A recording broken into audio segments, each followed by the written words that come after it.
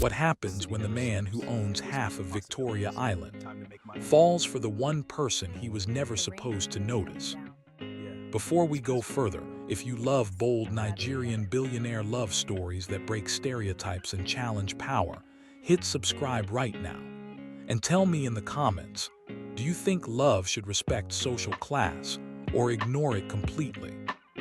Because Lagos wasn't ready for this one. Everyone in Lagos knew Ayo Balogun. Oil magnate, real estate king, tech investor. 45, worth over $3 billion. Feared in boardrooms, untouchable in politics. His convoy didn't wait in traffic.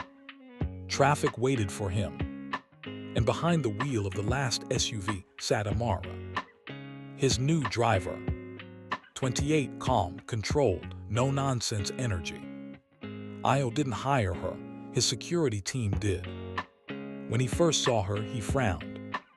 "You're telling me this is my new driver?" "Yes, sir." He didn't like surprises. But Amara wasn't intimidated.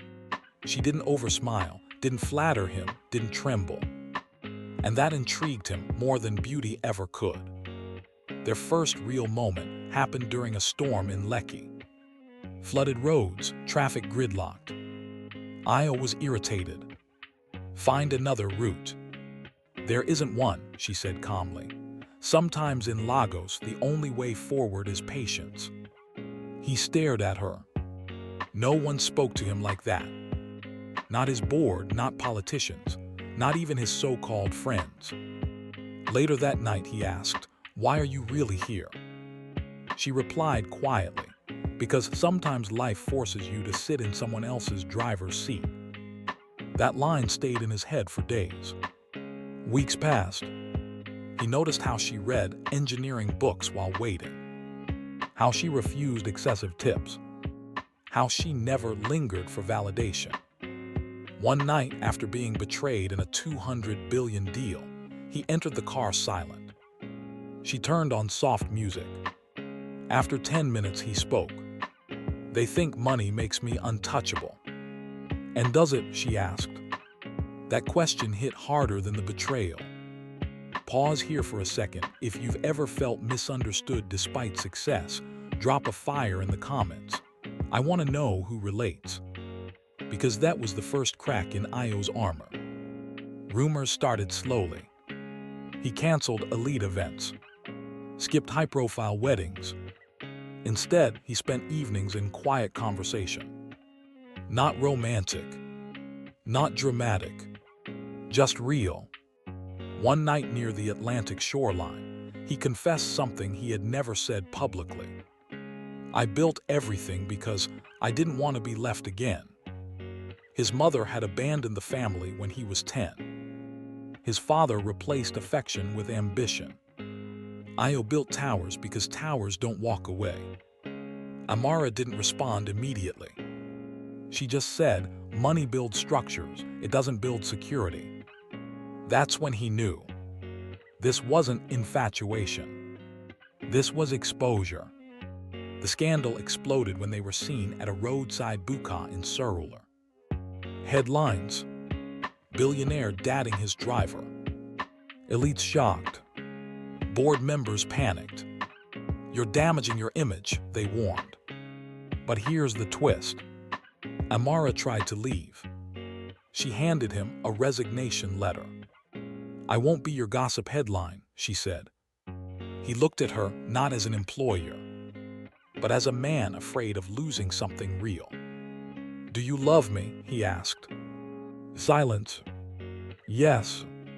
"Then don't shrink because they're uncomfortable."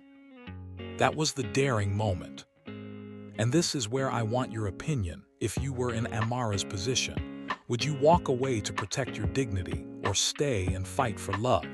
Tell me below. Instead of hiding her, Ayo did the unthinkable.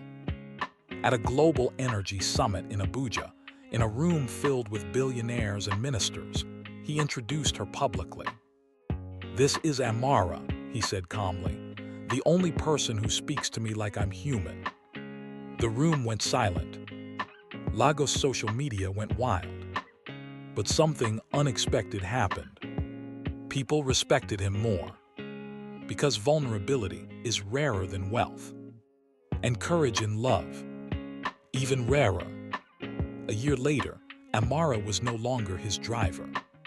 She became co-founder of an automotive tech company he funded, but did not control. She kept her independence. He kept his humility. Their love wasn't about rescue. It was Cinderella. It wasn't fantasy. It was two survivors choosing each other. And in a city obsessed with hierarchy, they chose equality. So now I'll ask you one last thing. If you were Nigeria's most feared billionaire, would you risk your empire for love? Or would you protect your status and let her go? Comment your answer. And if you want more daring Nigerian billionaire stories, the kind that feel real, bold, and emotionally raw, make sure you subscribe and turn on notifications. Because the next one might be even more shocking. And in Lagos, power isn't the only thing that makes headlines. Love does too.